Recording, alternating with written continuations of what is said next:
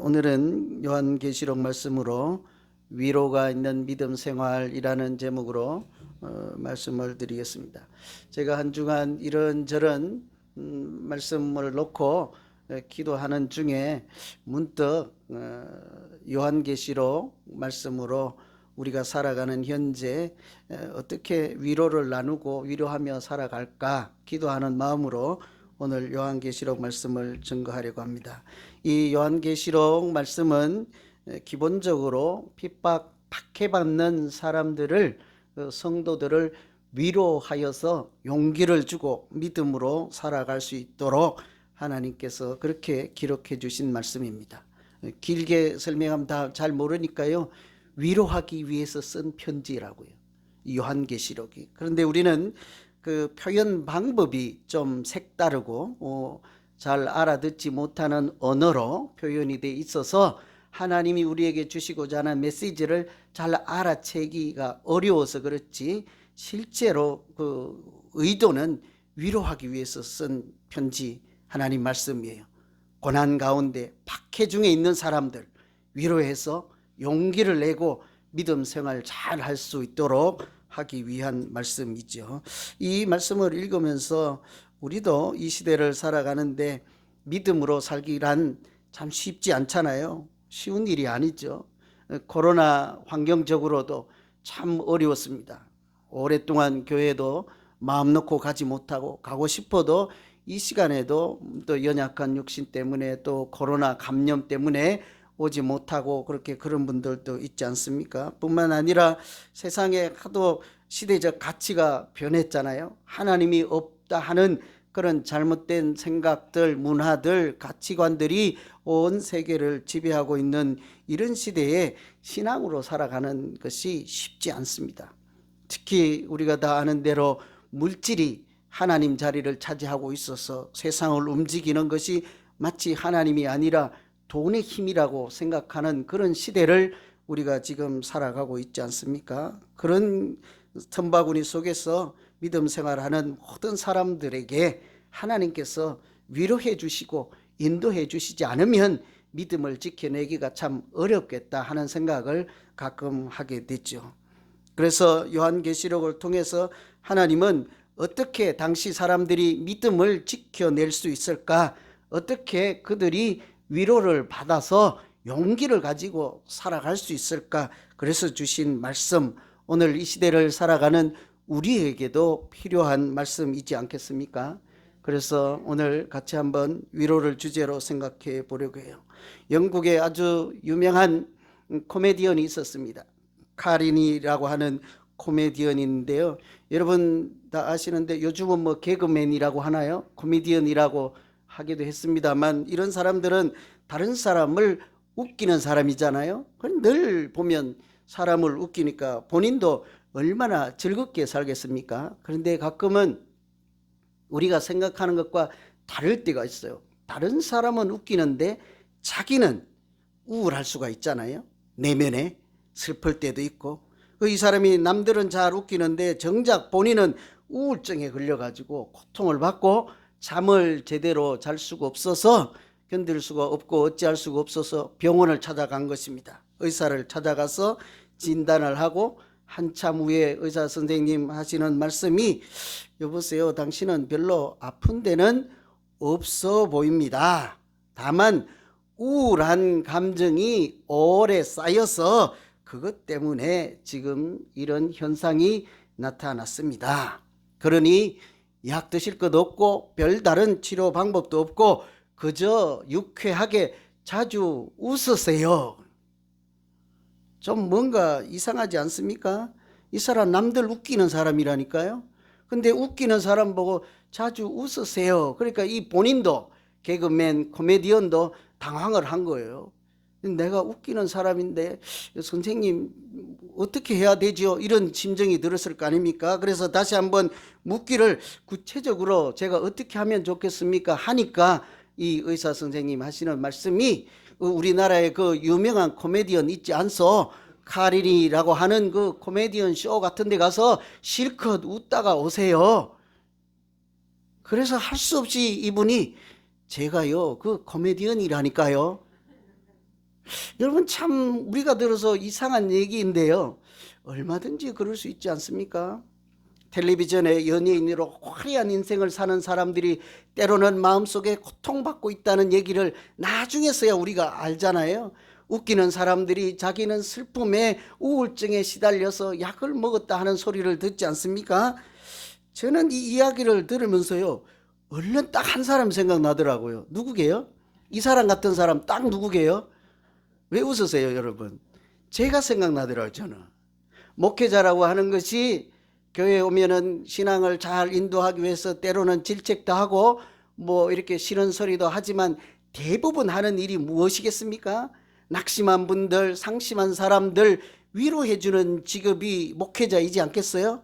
늘상 사람들을 위로해야 한다고요.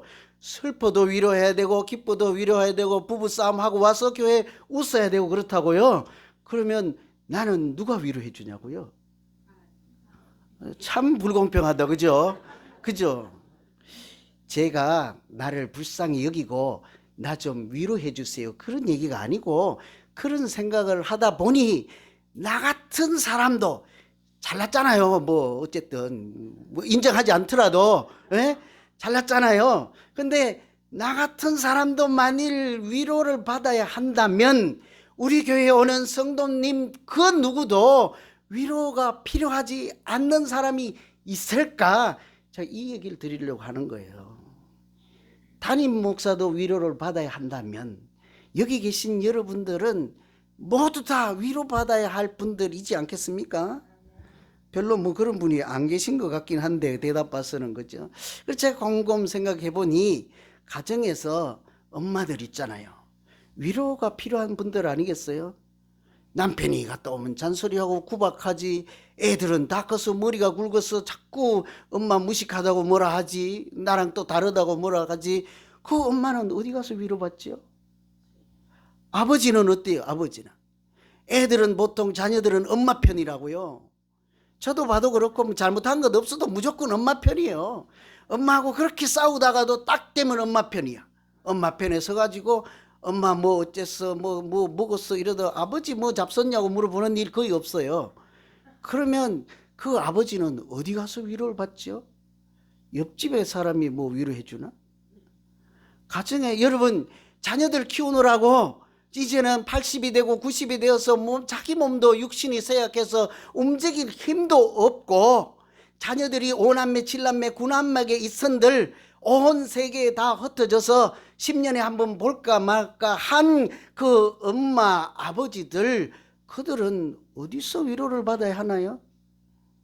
생각해 보면요, 위로가 필요하지 않는 사람이 한 명도 없어요.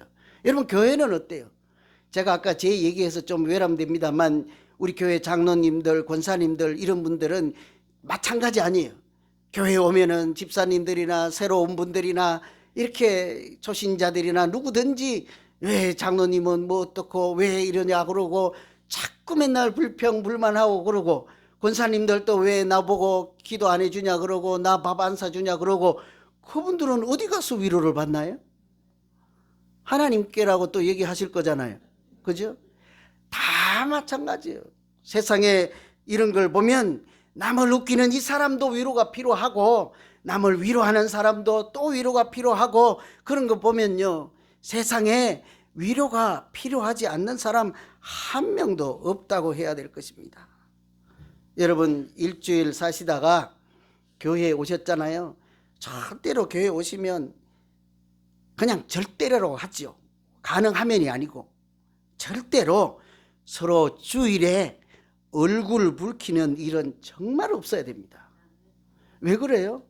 모든 사람이 위로가 필요한 사람인데 하나님 앞에 가서 은혜 받기도 전에 위로 받기도 전에 사람들 때문에 교회 왔다가 또 한 번 실족하면 상처받은 영혼, 상실한 마음 가지고 온 그분들이 또 다른 상처를 받고 또 낙심하는 일이 생기지 않겠습니까? 세상에 살다가 힘들어서 오늘 교회에 갈까 말까 그렇게 고민하다가 그래도 가야지 하고 오신 분들이 있을 거라고요. 틀림없이 있을 거라고요. 밤새도록 일하고 육신이 피곤해서 그냥 자면 좋겠다 하다가도 예배는 드리고 와서 자야지 하고 오신 분들도 있지 않겠습니까?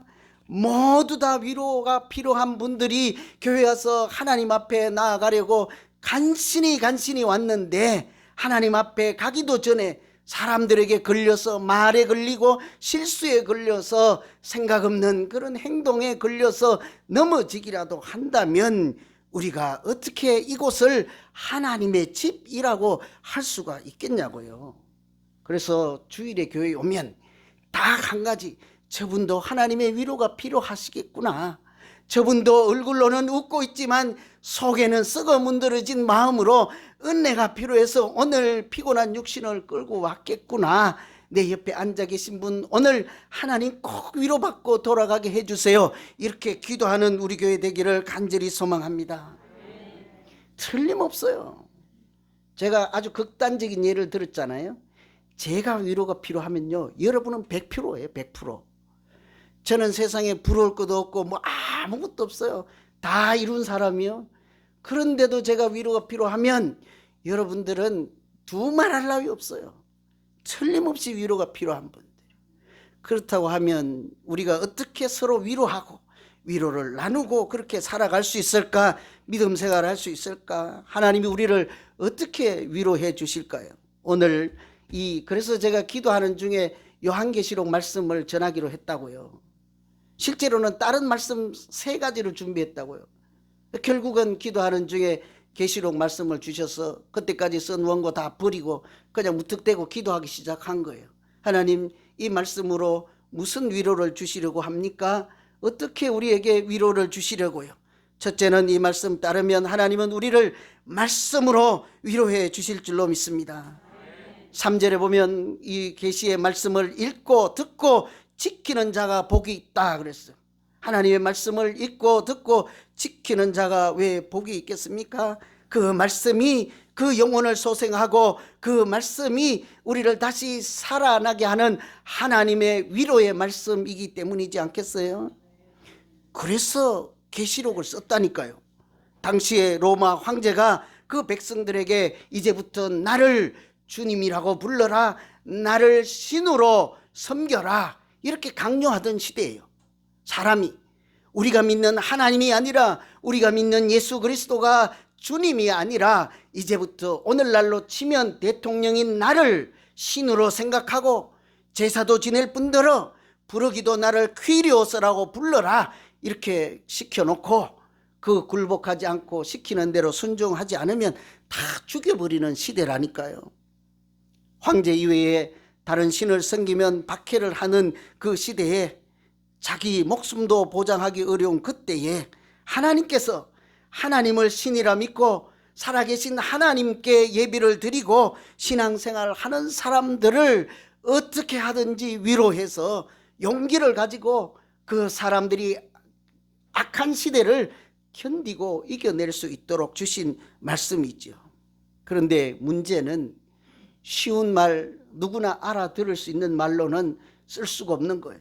왜냐하면 그것을 황제가 갖다 읽고 쟤들끼리는 우리에게 순종하지 않고 황제를 신이라 하지 않고 예수 그리스도를 주님이라고 부른다고 합니다. 자기들끼리 주고받은 대화나 자기들끼리 주고받은 편지가 발각되면 다 잡혀가서 죽임을 당하지 않겠습니까? 그러니까 암호 같은 글자로 쓴 거예요. 그림 같은 것으로 요한계시록을 쓴 것입니다. 믿는 사람만 알아들을 수 있게. 그러나 그 내용은 하나님을 믿는 사람들을 위로하기 위해서 쓴 것이라니까요. 그 첫 번째 말씀이, 위로의 말씀이, 이 계시의 말씀을 읽고 듣고 지키는 자는 복이 있나니, 하나님께서 말씀으로 위로를 해 주시겠다는 거죠. 하나님 말씀에 길이 있고 하나님의 말씀이 우리는 진리라고 믿지 않습니까? 이 말씀이 생명 양식이라고 믿지 않습니까? 그래서 이 말씀을 읽고 듣고 지킬 때마다 하나님의 말씀이 우리의 인생의 길에 빛을 비추시고 마치 여호와는 나의 목자처럼 그 목자 손에 붙잡힌 지팡이처럼 우리를 인도해 주시는 능력의 말씀이 될 줄로 믿습니다. 그러니 말씀을 읽을 때마다 우리가 말씀으로 위로를 받아야 하는 것이죠. 요즘도 마찬가지입니다. 여러분, 이 말씀으로 위로를 좀 받으십니까? 하나님 말씀으로 위로를 받으며 이 어려운 시대를 살아내는 것이 신앙생활이지 않겠습니까?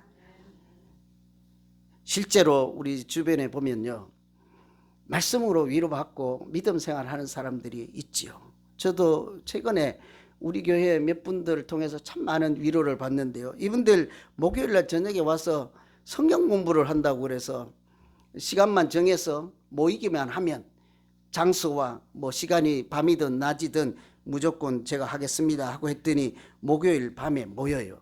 6시 반, 7시쯤 이렇게 모여서 말씀을 사모하고 그 말씀을 배우고 그 말씀을 지키며 그렇게 말씀대로 살고자, 또 그 말씀으로 위로받지 않으면 하루하루 견디기가 어려운 그런 분들이지 않겠습니까?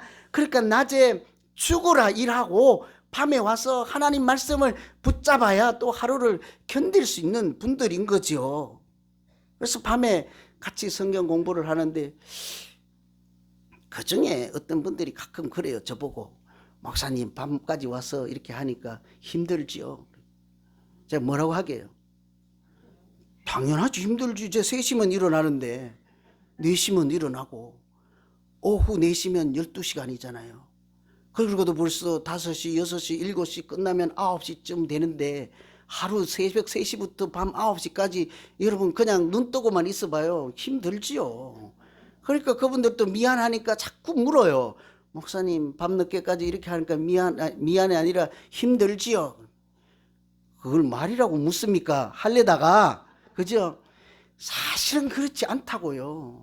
그분들은 미안해서 그렇지만 그 말씀을 같이 먹는 것이 그분들만 말씀으로 위로받고 은혜를 받는 것이 아니라 저도 그 시간에 동일하게 하나님의 자녀로서 말씀 앞에 같이 앉아있는 시간이잖아요. 그때 그들이 그 말씀으로 위로를 받으면 저도 또한 그 말씀으로 하나님의 생명으로 충전하고 오히려 에너지를 충전하는 시간이요, 말씀으로 내 영혼이 소생하는 시간이므로 오히려 감사의 시간이요, 말씀으로 생명 양식을 삼는 시간이지 않겠습니까? 오히려 더 팔팔해져요. 더 기운이 쌩쌩해진다고요. 그분들을 보면 제가 얼마나 위로를 받는지 몰라요. 하나님이 말씀으로 위로하실 때 그 하나님의 위로로, 말씀으로 주시는 위로로 오늘을 또 견디고 내일 또 살아봐야지 하고 말씀 붙잡고 살아가는 그분들이 우리 교회에 있는 한, 우리 교회는 하나님이 기뻐하시는 교회일 것이라 뿐만 아니라 나도 그 시간에 앉아서 말씀 먹게 하시고 위로를 받게 하시니 제가 그분들에게 일전에 저 혼자 웃으면서 생각했어요. 올 때마다 10,000원씩 드릴까? 10불. 한 번에 100불이 치면 여러 명 오면 제가 감당이 안 되니까 오실 때마다 제가 한 10불씩 매번 드려볼까? 너무 감사하잖아요. 여러분, 우리가 말씀을 무관하게 말씀으로 생명 양식 삼지도 않고 그냥 하나님의 말씀이 생명 양식입니다, 아멘 하는 데는 말씀을 안 읽고, 실제로 자기는 말씀으로 위로를 받거나 영혼이 소생하거나 이런 일은 전혀 안 하면서 다른 사람이 하나님의 말씀이 생명의 빛입니다, 진리요 양식입니다, 아멘, 그걸로 끝인 거예요. 구체적으로 실제로 자기 인생에서 믿음 생활에서 말씀으로 인도함을 받고 영혼이 충만해지는 그런 믿음 생활을 우리가 실천적으로 구체적으로 할 때 하나님이 틀림없이 이 말씀이 우리에게 영혼의 양식이 되게 하실 줄로 믿습니다. 저는 그래서 우리 교회가 한 사람이 한 가지 이상은 말씀 먹는 시간, 그 소그룹에 모두 다 참여하는 그런 교회를 만들려고 제 소원이에요, 소원. 그러니까 여러분이 2명씩 3명씩 몰려와서 저보고 일주일 내내 오늘 3팀, 내일 3팀, 안 되면 밤에 3팀, 낮에 3팀, 저를 365일 24시간 굴려 먹어도 저는 생명이 다하는 날까지 그 일 하다가 죽고 싶은 거예요. 안 하다가 편하게 살지 말고. 그러니까 한두 분 모여서 우리 시간 정했으니까 같이 말씀 나누는 시간 갖도록 해주세요. 왜 그렇게 못하십니까? 아까 밤에 오는 목요일날 밤에요, 다른 교회 성도님이 한 분 오세요. 제가 좋기도 하고 안 좋기도 해요. 왜 그래요? 다른 교회는 이웃에 있는 이상한 목사님한테 와서 말씀 배우자고 하는데, 우리 교회에 있는 분들은 다른 교회 목사님 찾아가서 그러나 하는 생각도 들고, 응? 그렇지 않으면 왜 그냥 편하신가 생명의 양식이 된다고는 하고 아무도 말씀 공부하자고는 안 하지. 요한계시록에 보면 말씀을 읽고 듣고 지키는 자가 복이 있다는데 무슨 다른 복을 찾아 헤맬까? 여러분, 그래서 우리 모두 우리 교회에 말씀이 살아있는 교회 되게 해야 되지 않겠습니까? 2명, 3명, 365일 24시간 한 명씩이라도 좋으니 어떻게든지 말씀을 통해 주시는 하나님의 위로를 받으며 새 힘을 얻어 참으로 하나님 보시기에 아름다운 우리 모두 되기를 간절히 소망합니다. 틀림없이 말씀으로 위로해 주십니다. 두 번째는요, 하나님께서 다시 오시리라 하는 약속으로 우리를 위로해 주세요. 여러분, 간혹 누가 온다 하는 전가를 받으면 기쁠 때가 있지 않습니까? 잘 상상이 안 되면 옛날에 첫사랑 연애할 때 애인이 온다 하는 전가를 누가 보내주면 그때부터 세수하고 얼굴 이렇게 하고 막 기뻐서 좋았을 거 아니에요. 그죠? 누군가 온다 하면 그것이 희망이 될 때가 있어요. 용기가 될 때가 있어요. 대통령 선거철에 보면 대통령들이 우리 지역에 와서 유세를 한다 하고 우리 지역을 발전시켜 주겠다고 하면 그것이 우리에게 용기를 주는 만남이 되지 않겠습니까? 요한계시록은요, 하나님이 다시 오신다, 주님 다시 오시리라 하는 약속으로 당시에 핍박을 받는 사람들, 로마 황제를 믿지 않으면 다 죽인다고 하는 그런 위협 속에서 살아가는 사람들, 여러분 어떻게 위로하겠습니까? 잠시만 기다려라, 주님 속히 오시리라, 이 약속의 말씀을 계속 듣게 했다고요. 그 말씀, 약속을 붙잡고 그 고난을 이기게 했다고요. 우리가 이 성경을 구약 그러고 신약 그러지 약속의 책이라 하잖아요. 이 속에 아브라함에게는 이름이 창대하게 하리라, 민족이 자손이 뭇별과 같이 되게 하리라, 이 땅을 너에게 주리라, 이렇게 많은 언약을 약속을 해주셨잖아요. 그 약속, 많은 약속들 중에 또 한 가지 약속은요, 주님 속히 오시리라 하는 약속이 있죠. 그래서 우리가 이 약속의 말씀을 읽잖아요. 여러분, 성경책 우리가 창세기부터 읽다가 출애굽기도 읽다가 하다 그만둘 때도 있지만 맨 마지막에 뭐라고 되어 있을까요? 이 약속에 가장 마지막에 무슨 말씀을 하실까요? 내가 진실로 속히 오리라 하시거늘 아멘 주 예수여 오시옵소서. 이게 성경의 끝이에요.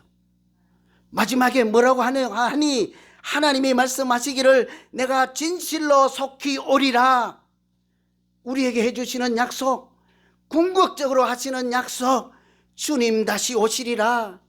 그래서 초대교회 사람들은 그 말씀을 듣고 아멘 주 예수여 속히 오시옵소서, 이것이 그들의 기도였다니까요. 이것이 그들의 소망이었다니까요. 이것을 아람으로 마라나타 그래요. 마라나타, 주 예수여 오시옵소서. 박해 현장에 있는 사람들, 핍박받는 사람들, 아무것도 보이지 않잖아요. 당장 눈앞에 총칼이 있고 피가 난무하고 예수 믿는 사람, 하나님을 살아계신 하나님이라고 부르는 자들 다 죽어나가는 마당에 그들이 뭐가 보이겠습니까? 그 사람들을 위로할 수 있는 말은 살아계신 하나님이 보내신 독생자 예수 그리스도, 십자가에서 부활하신 주님 속히 오십니다 하는 약속을 듣게 하심으로 그 고난 가운데서도 여전히 믿음으로 살게 하셨던 것이죠. 여러분, 우리도 이 험난한 시대를 어떻게 믿음으로 견디고 이길 수 있겠습니까? 마찬가지로 주님 다시 오시리라 하는 이 약속을 붙잡고 견디고 이겨내야 하지 않겠습니까? 다시 오실 주님 생각하면 새 힘을 얻을 수 있어야 하지 않겠습니까? 당시 초대교회 사람들은요, 그래서 두 가지로 인사했어요. 사람들을 만나면 샬롬 그랬어요. 샬롬. 하나님이 평강 주시기를 원합니다. 하나님이 당신에게 평화를 주시기 원합니다. 아내 마음속에 평강 주시기를 원합니다. 세상이 그런 평강을 누릴 수 없는 시대였으므로 사람들을 볼 때마다 하나님이 주시는 은혜와 평강으로 이겨내십시오 하고 샬롬 그랬다고요. 또 한 가지 다른 인사는요, 보면 마라나타 그랬어요. 마라나타, 주님 곧 오십니다. 뭔 얘기예요? 주변에 전부 박해받고 있는 사람들, 교회 가면서도 교회 간다 하는 소리 하지 못하고 땅 위에 살지 못해서 땅굴을 파고 거기에서 성경을 읽으며 거기에서 아이도 낳고 거기에서도 무덤도 써야 하는 그런 시대를 살아가던 사람들이, 믿는 사람들이 만나면 눈인사로 마라나타, 주님 속히 오십니다 하니 절망하지 말고 견디고 인내하십시오. 우리 믿음으로 살자. 이것이 서로에게 주는 위로였다고요. 이게 하나님이 오시면 조금 더 참고 주님 속히 오시면 그때까지 견딜 수 있겠습니까? 어떤 일이 있더라도 주님 오신다 하는 약속 믿고 조금만 견뎌보세요. 주님 오신다 하니까 좀 이게 소망이 될까 힘이 될까 이렇게 좀 막연하신 분들도 있을 거예요. 그래서 제가 생각나는 것이, 어린 시절에 여러분 다 엄마 기다려 본 적 있죠, 그죠? 뭐 들에 가서 일하다가 집에서 기다리든지, 병원에 갔을 때 또 집에서 기다리든지, 엄마를 기다리고 아버지를 기다린 경험들이 있잖아요. 그때 아기가 자꾸 칭얼거리면 이웃집 사람들이나 할머니가 뭐라고 그래요? 네 엄마 2밤 자면 올 거야. 두 밤만 자면 올 거야 하면 그 아기가 어떻게 해요? 칭얼거리다가 그래도 이게 좀 덜 울면서 두 밤 그러다가 하룻밤을 잘 견디고 이겨내잖아요. 이튿날 한밤 잤으니까 얘가 정신 차려갖고 두 밤 그리고 이제 한밤 남았다 이러고 하루를 견디고 또 살아내지 않습니까? 그 기다리는 것, 그것 때문에 견딜 수가 있는 거예요. 일하러 갔다 돌아오는 엄마를 기다리는 아이들도 그럴 뿐더러 어머니가 병원에 수술하러 갈 때 어린 자녀를 놓고 가야 하니까 그 아기에게 뭐라고 해요? 엄마 몇 밤만 자면 올 거야. 몇 밤만 자면 올 거야 하고 조금만 울지 말고 있으라 하고 수술대에 올라갔던 어머니들 이야기를 우리가 다 옆에서 보고는 하지 않았습니까? 때로는 어머니가 못 고칠 병에 걸려서 중병에 걸려서 병원에 들어가면 집으로 다시 돌아올 수 없을 때라도 나 이제 죽으러 간다 그렇게 말하는 어머니는 계시지 않잖아요. 엄마 몇 밤만 자면 올 거야 이렇게 하고 가지 않습니까? 그 집에 남겨진 아이들이 엄마 몇 밤 자면 올 거야 하고 또 하루를 견디고, 엄마가 또 몇 밤만 자면 올 거야 하고 또 견디고, 그 어린 시절을 다 이겨내고 어느 정도 나이가 들면 그때서야 할머니가 이런 일이 있었단다 하고 말씀들 주셨잖아요. 제 고등학교 자취할 때 실제 실화를 얘기하는 거예요. 젊은 어머니가 아이를 이렇게 두고 병원에 가서 아이만 남겨진 것을 제가 지켜보았거든요.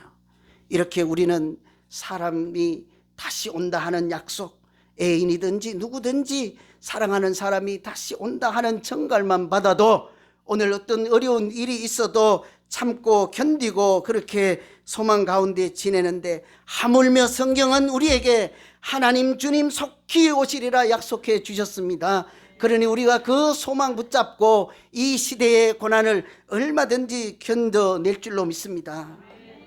주님께서 다시 오실 것을 약속해 주신 하나님의 자녀입니다.